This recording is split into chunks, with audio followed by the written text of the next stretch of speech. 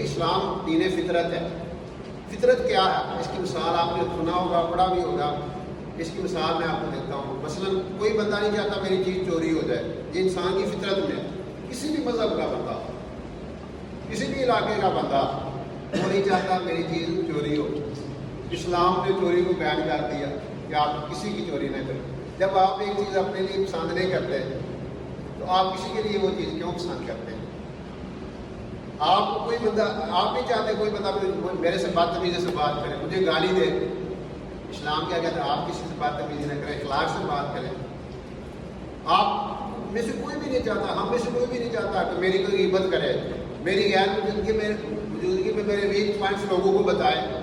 इस्लाम ने उसको हराम करा के दिया कि आप गिबत करते हैं, अपने मरे हुए भाई का गोश्त खा रहे हैं। और हमारा फेवरेट टॉपिक के जड़े के के जनानियां, उन्होंने अगे टॉपिक फलानी आई फलाना आइंदा वो अंदर रोला, सस पवे की नूह के गिले करें, नूह पवे की सस के गिले करें।